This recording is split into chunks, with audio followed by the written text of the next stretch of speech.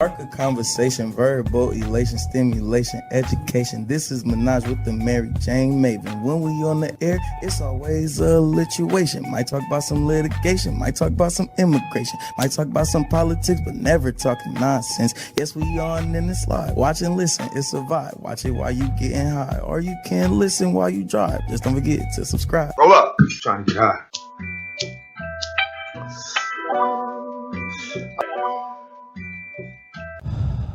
Welcome to Menage with the MaryJayneMaven podcast with your host, the MaryJayneMaven. I am the producer, the hubby. Follow us on all social media, Twitter, Instagram, and Facebook. Show us some love and click that subscribe button now. Don't forget to click the bell so you get notifications and click the like button on the videos. And now, your host.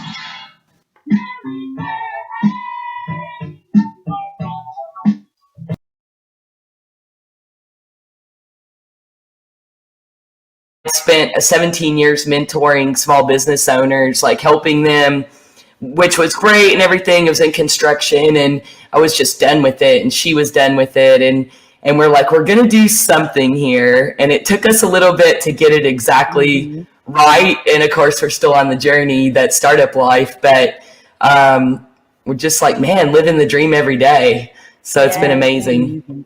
It's so amazing as a woman when you find your counterpart, you know, that you can chill with. And like you guys can go, what do you want to do tonight? Let's like freaking get Redbox, although I don't know who does that still. But let's, you know, let's go and get an eighth.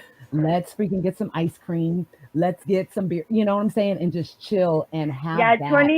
2020 life, we're like, Leah, put on your VR glasses and meet us. I love it. Cynthia always has this really cute voice she does too, like you're at the party or you're wherever, it doesn't matter. And she's like, you want to smoke?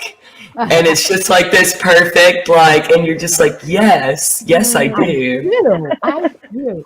Oh my God, yes. I can't wait for us to meet and party together. Yes. It's so awesome.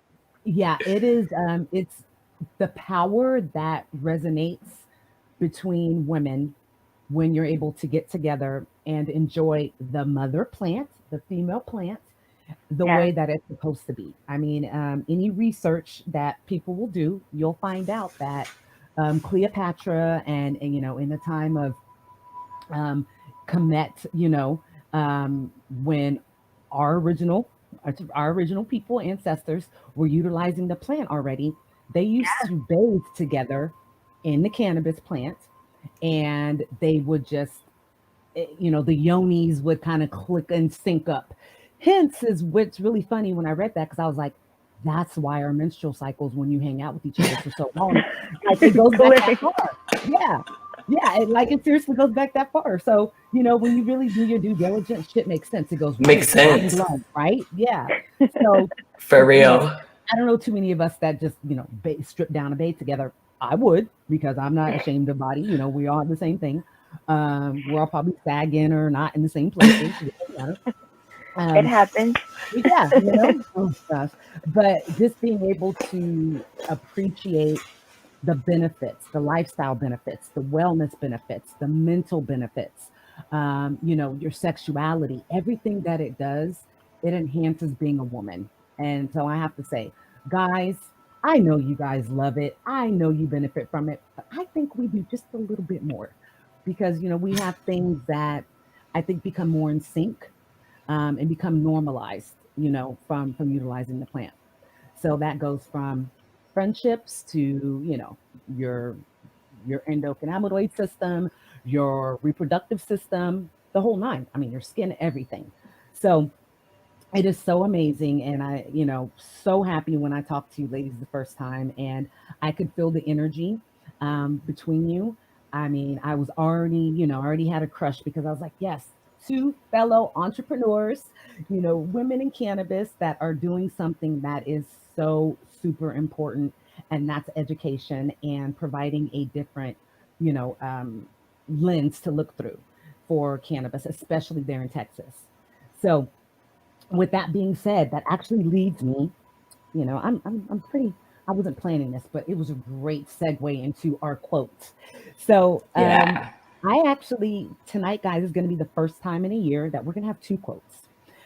So the first is, the purpose of education is to keep a culture from being drowned in senseless repetitions, each of which claims to offer a new insight. If that's okay. Super important. I know that's what my mission is within cannabis and my brand and my persona as the Mary Jane Maven. You guys have heard me say it before: educate, eradicate, elevate, and those all go together. So once you provide that education, it, like you said, it prevents a culture from doing the wrong thing. I like to say, if it's too much like right, we don't do it, until it's too late. So that is the first one. And the next one is, education is for improving the lives of others and for leaving your community and world better than you found it. And that quote is by Marion Wright Edelman. The first one, it was unknown. Marion, go ahead, girl, because you are speaking to my soul. What do you guys feel about those quotes? Does that strike a nerve to you guys? You kind of feel like, oh yeah, that. Oh yeah. Oh, 100%. Especially, I mean, me being an educator, that's what I tell my students all the time. It's like there's different ways to learn. Just because somebody's doing it one way, do not try to do it one way. Do it another way. And so just having that evolution is very important, because I don't know, I feel like if you keep boxing people, and keeping them in the same stigma, or trying to teach them the same thing without the full knowledge or the prospect of curiosity, like, hey, there's no definitive in a lot, especially in science. And in a lot of the things that we're focusing on with hemp, it's a plant ultimately, and it's a plant that can be studied. It's a plant that you can have details and facts behind it, so it's very, yeah, it's not like we're just making stuff up out of the air. It's like, no, these are actual, things that we can learn from and evolve. So why not? So yes. Yeah. And the thing is that they try to keep us, we know, the powers that be, they try to keep us from being educated about it. Yep. Because they wanted to keep brown people down. Yep. I don't know if you guys, if my guests are, well, I'm sure you guys are probably aware, but listeners, subscribers, if you guys don't know, marijuana, and the reason why it's, referred to as marijuana and the way that the way that it's spelled is because when the government was plotting and planning to bring people of color down, they thought spelling it that way would make it more attractive to Latin Americans and to the Spanish speaking community. I mean, they had a plan, guys. Like, if you guys just, all you have to do is do a quick ask Auntie Google about the history, ask her about the tapes, that there are actual tapes of, of them sitting down. And I can't remember the guy's name right now. I mean, that's because I tend not to give people. Alsinger? There you go. Thank you. Yeah. I try not to give energy to assholes, but yeah, they're recorded. Everything's recorded, guys. Everything that has to do with government and policy, everything is recorded. And there are very lengthy tapes where they are sitting down in meetings and they're plotting and planning, and they come out with these. And the way that they talk about it, you would think that they invented a freaking spaceship. Like, they were proud of themselves. So yeah, and especially because of, if people really do go back and look at the history of it, how it all of a sudden is in the history, and then it's not in the history, and then it's in the history. It's like, well, why? Yep. What happened? What is that gap in between? Who is gaining from this? Because why is it an important thing that we need, and then all of a sudden it's not, and then all of a sudden, yes, we do need it again, and then no, but only for certain people and things. And it's just, it's something. If you are a certain, ethnicity, it's so. Yep. You're just, what do you like, to skateboard or surf, or you're a Jeff Spicoli, you'll grow out of it, and you don't know. Yeah. You don't know. And it's like, you guys should not be concerned about the weed smoking. You should be concerned about the other drugs that they're doing in abundance. Yes.